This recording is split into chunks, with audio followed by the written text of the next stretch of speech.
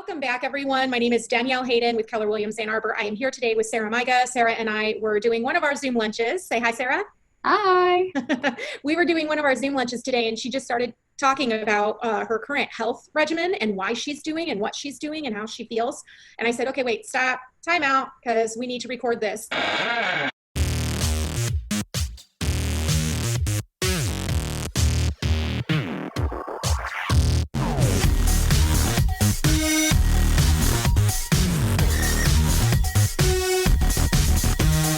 What you're saying, Sarah, what I go back to is when COVID started. When COVID started, it became really clear to me that if we were going to actually be in charge of our day and get in front of the 8 ball and drive our day, we had to have our A game on, right? Absolutely. So talk to us a little bit about what are you doing right now so that you can make sure that you are 110% showing up for your day? Yeah, so one of the biggest changes that I've made, and it's weird because I feel like I've gone through so many changes and variations over time, but I decided to hire a full-time health coach, primarily because I feel like my energy was lacking and my focus was lacking, and I felt like I wasn't able to give 100% of myself because I was obsessed with some of the tracking and habits that I was coming up with in terms of my health and nutrition, and then secondly because I just wasn't eating properly. I wasn't fueling my body properly, and I wasn't eating within a good rhythm that will help me perform better. And so in bringing on my health coach, I've definitely worked towards cleaner eating. So I've cut out gluten, I've cut out dairy, sugar, anything processed. And I'm trying a lot of new foods for the first time. I've added in veggies, like green veggies into every meal, which I thought would be impossible for me. But now I'm going through an entire container of spinach in 2 days, which is so weird. But just those things like that to just kind of ultimately figure out what does my body need and what is going to help me get up and show up and get as much done as I can, because I'm wearing so many hats right now. I'm wearing, the mom hat, I'm wearing the full-time entrepreneur hat, plus I'm also a wife, and I also, work out a lot. So I've got the whole fitness hat as well. And then I'm also, getting my home ready for sale. And so I've got that whole, bucket of things that it's just so many responsibilities at once. And so it's been helping me manage. Well, let me ask you a little bit about that because I can relate to that quite a bit. You and I have very similar lives. In fact, I just sold my home and bought a home, right? And I'm in the middle of that, and I should hopefully be closing on both next week. But what I want to talk to you about is, when you look at all those different roles that you literally are in on a daily basis, you can't even back out from any of those for a day, right? Yeah. How do you successfully manage all those different roles? What are your secrets there? So a lot of it for me is time blocking. And I'll tell you, before I started, focusing on the nutrition piece, when my energy was lacking, I found it very hard to actually sit down and write out my task list and keep it up to date and time block.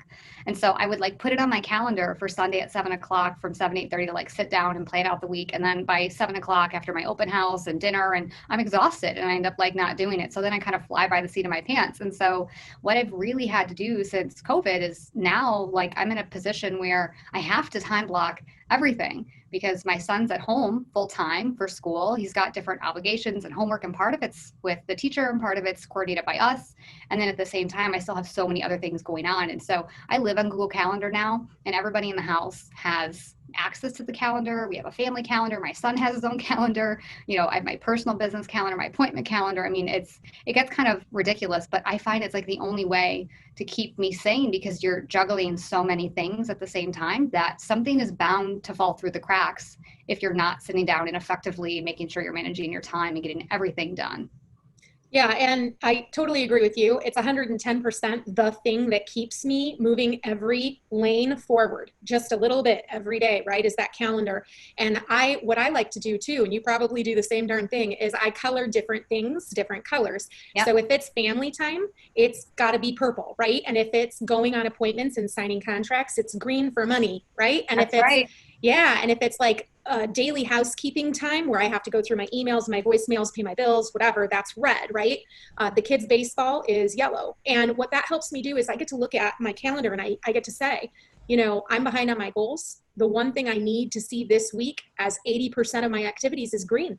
If it's That's not right. green, I won't hit it, right? And if I know that my marriage has taken a backseat for 2 weeks, where's my purple? Where's my date night, right? And so it just kind of helps me keep organized in a really simple way. Absolutely. Yeah, almost exact same system that I use as well because it's it's easy for you to then digest and look, as you said, and go, there's just not enough green in here, or there's not enough, orange for me for family. And so, or there's not enough purple for fitness, right? It's like, okay, I need to go add that in. So it just helps you to figure out where you need to prioritize and make sure you're getting that in. So I want to talk really quickly, just a few seconds here. What is a tip for moms and dads out there right now? They've got their kids at home. I mean, you work full time, your husband works full time. We're in the same boat over here. How are you managing?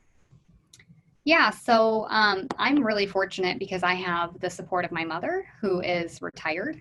And so my mom has really, like, she's always been there and kind of stepped up to the plate. But since my husband and I are both full-time company owners, there's obviously a lot of obligation for us. So my mom has stepped in and is actually facilitating or coordinating, being the proctor for my son's school 3 days a week, which is amazing.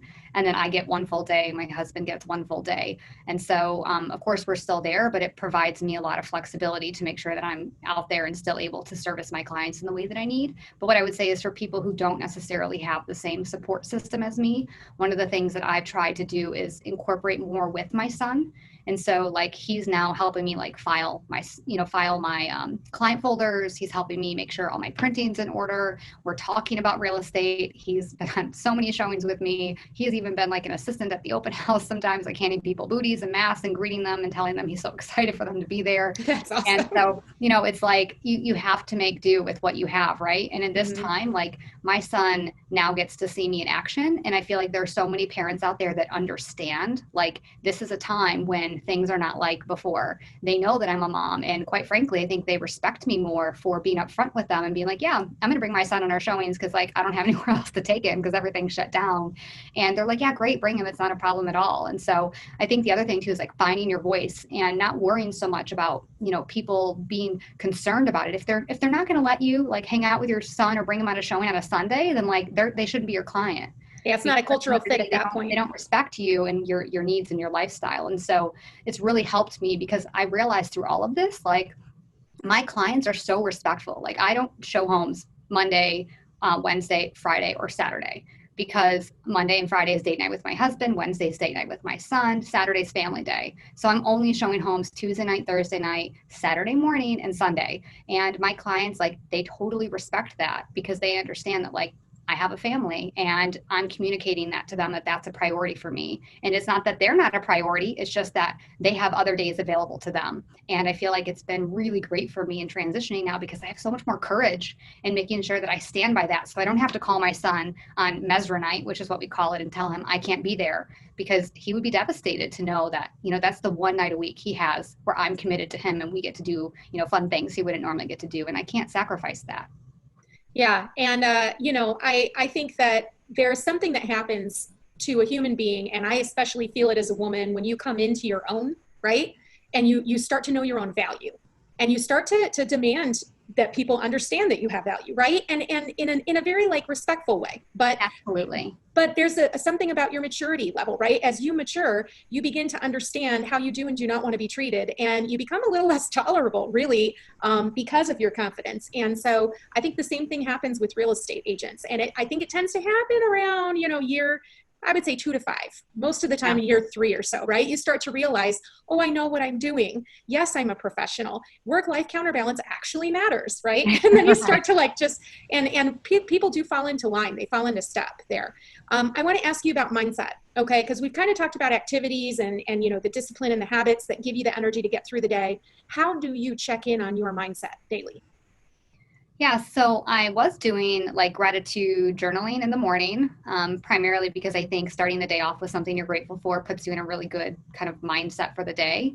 I will say that sometimes, in our business, it gets a little stressful, things happen, and, sometimes I'm just like ready to pull my hair out. But what I've been working on is trying meditation. It's a very new thing to me, but like doing meditation and yoga at the same time is very calming.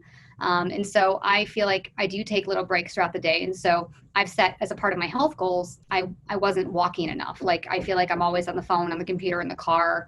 And so I was barely hitting 4,500 steps a day, which just isn't enough. So I set a goal of like 8,000 steps a day, which is almost 6 miles. It's a lot. And so what that means is I have to get up and walk more. And so during my time when I'm walking, I set 25 minutes 3 times throughout the day where I just do like a 25 minute walk. And during that time, I'm in my mind thinking about like, what it is that I want to do. What intention am I setting? What other kind of priorities do I need to look at? Is there anything that I'm missing? And I just kind of do like a check-in with myself and my goals, because I think that it's time for me, right? To make sure that I'm not just being swept away throughout the day by just the overwhelming amount of tasks and people trying to get my attention, because it happens all the time, right? Yeah, and that's the greatest way to say it. The overwhelming amount of people and tasks that are just trying to get your attention. It's constant all day, every day. So what I'm hearing a lot about what you're saying is you are very intentional, right? You're intentional with your day, with your schedule, with your goals, with your activities. And I think that, if they did a study of highly successful people, they would probably find that as a common trait. Absolutely. There's no default, right? Absolutely. And I will caveat that and say, like, I'm not always intentional. I'm not always, in my mind, what I would consider like a high performer. Like, I have my moments where I just like want to lay in bed and do nothing, right? We all go through those. But I think the important thing is that the overwhelming majority of the time, I am intentional. And when I'm not, I snap out of it and I get back into the place where I'm like, okay, Sarah, like, okay, you had your day. Now it's time to get back to your why and figure out, like, where do I need to go from here? And what actions do I need to take internally and externally to get me there? Yeah, I noticed that every other Sunday is just about that day where I'm like, nope, not doing it, not getting out of bed. Absolutely. Okay, so I want to look back on 2019. You had a fantastic year, a great year. What were some of the highlights for you? Because there were a lot. That's a great question. Oh God, it feels so far away now because we're almost at the end of 2020 already, which is just insane. Time goes by so fast. But for 2019, I would say that some of my biggest accomplishments would be that I finished my first annual donation day. It was a goal that I set for myself when I first created my own team, primarily because I felt like there was a gap and like people were just like throwing stuff out and all these donations were going to like Goodwill and Salvation Army, but these local charities just weren't getting the stuff that they needed. So I had this grand vision of bringing together like the community and the police and all these different people to come as a big group and support the local charities. And I did that in 2019, and I was able to have over 450 people come and donate literally thousands of items that went to several local charities. And we had the police come and they brought donuts as a part of their community outreach. We had the support of the township. And I feel like it wasn't perfect, but it went really well for like my first kind of pull off of a grand vision. And I'm hoping to continue that. So that was awesome. And then I guess I was the number one producing team last year in 2019. And so that was great because I hit my sales goal, which was awesome. And yeah, what was that goal, by the way? Because it was no small feat.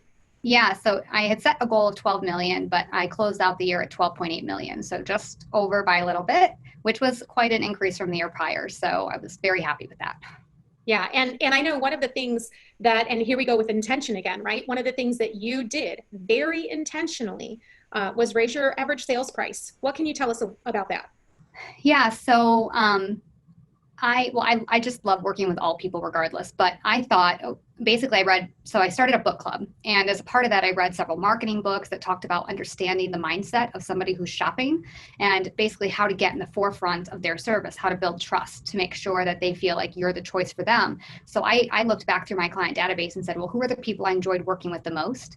And what was it that was the most important to them in terms of offerings and how could I improve that? And so I basically decided that I wanted to focus on the buy-sell niche because a lot of people represent themselves as buyer's agents or listing agents. And I actually loved the process of buying and selling at the same time because there's a lot of uncertainty around it. You need a lot more guidance, a lot more coordination, a lot more hand holding. And I felt like I'm really good at that. So I decided to focus my marketing materials on that. And so I trademarked my slogan, helping you make the right move at the right time. I create custom moving plans up to a year in advance. And I started using these phrases everywhere to make people think like, I'm not just a sales agent. I'm a person who's here to help make you a custom moving plan. That means we're going to look at the buy, we're going to look at the sell, and we're going to put it all together in a plan that makes sense for your life and for your needs. And then I also decided to create like a concierge program to kind of help the busy executive so that, when they come to me and they're like, well, I need to get all these things done, then it makes them feel like, well, I'll have support in getting those things coordinated. They have connections to get these things completed. And I don't always end up doing all of that for people, but just to know that I offer that as a service is something that makes them feel more confident in choosing me. Now, for those services, do they pay a la carte? Is it a percentage of commission? Yeah, so I actually am not involved at all financially with those services. It's more like somebody who needs to get their house ready for sale. They might need things like paint, carpet, maybe they need an estate sale, maybe they need, a handyman or, something like that. So I basically put together about 25 contractors who, I met with one-on-one, talked to them about what I was doing. And I said, okay, I'm going to put your name in front of people. And what you're going to do is provide them preference, priority, and great customer service. And you're going to give them like a small discount or incentive of some kind for working with me because I put you in front of them and that helps me look good. And so then that way, when I go there, I just say, look, these are my recommendations of people who can help you. Feel free to call whoever you'd want. And if you want me to call and set it up for you, I'm happy to do that. But you have to make the final decision on the pricing and whether you want to move forward and all of that. But then at least I'm there providing the contact, the support, and I'm even able to, schedule it for them if they need it.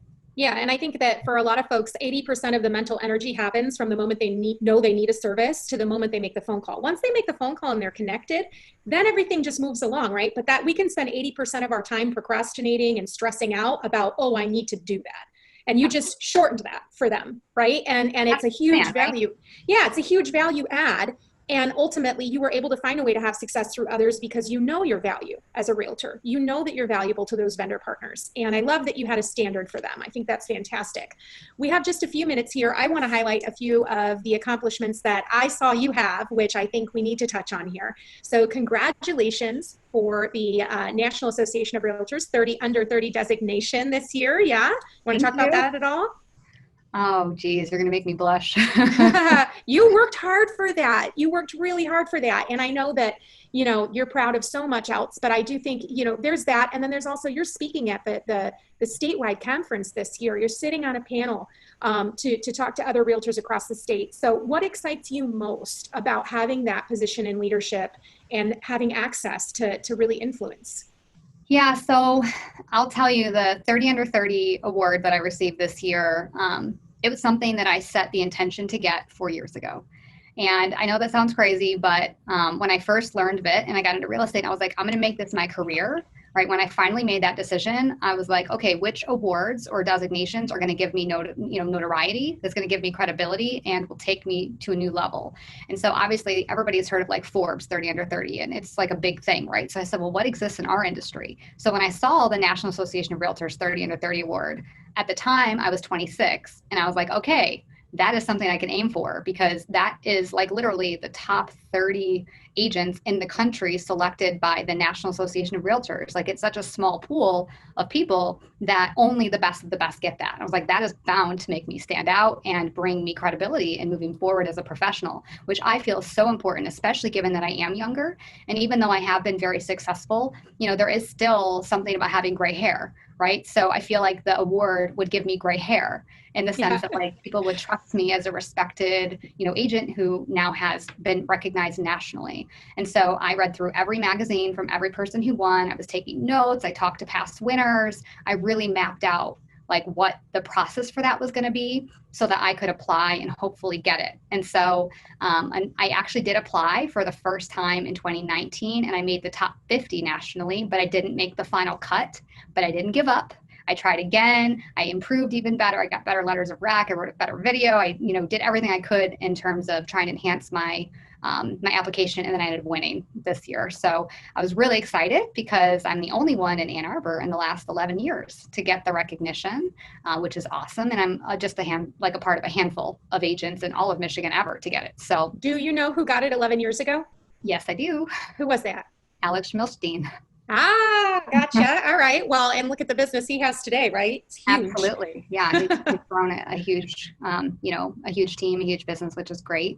And so for me, it was really about proving to myself that like I'm legitimate and I can do this. And now I feel like I can take the world by storm and everybody knows it, which is great. Okay. So you brought out something really cool and I want to touch on this. You said, take the world by storm, right? And this kind of brings together the culmination of everything that you've done in the last couple of years, specifically your expertise in helping people do the buy-sell transaction, which by the way, folks, that is a lot of financial responsibility to have in someone's life, to help them safely navigate changing households, moving their nest egg and their assets from one home to another without things going wrong. You need a trusted professional like Sarah. And Sarah has now recently ventured out to building her YouTube channel why don't you talk to me a little bit about that? Because there's a lot of solid gold on there to help people.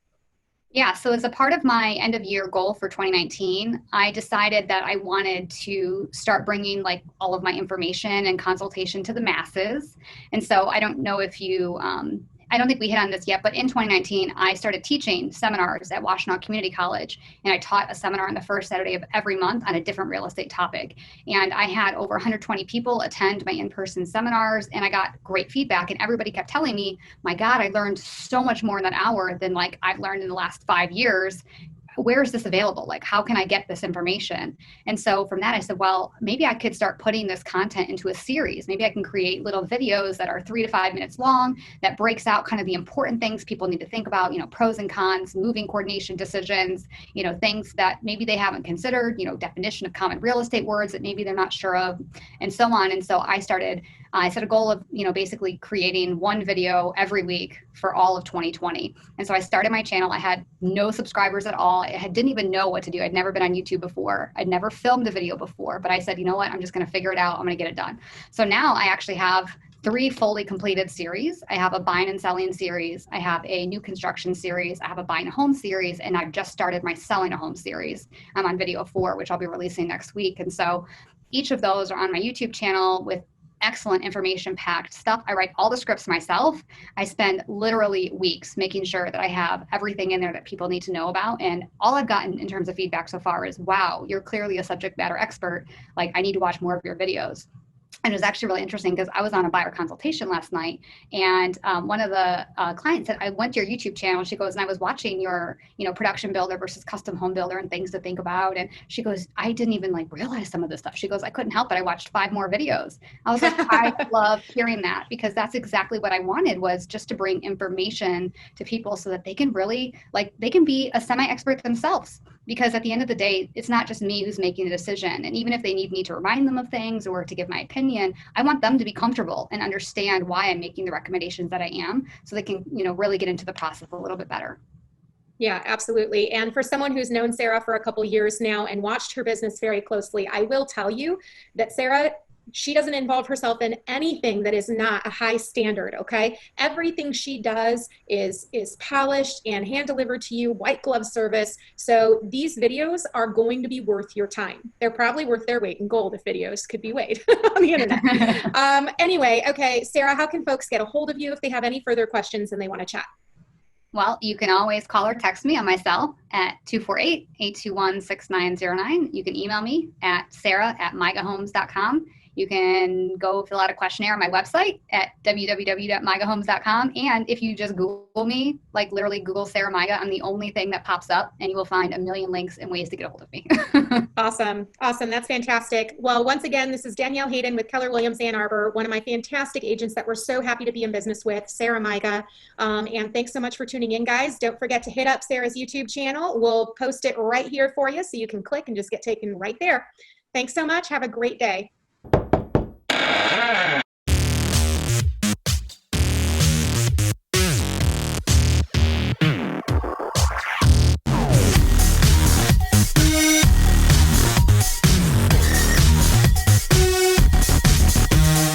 Thank you.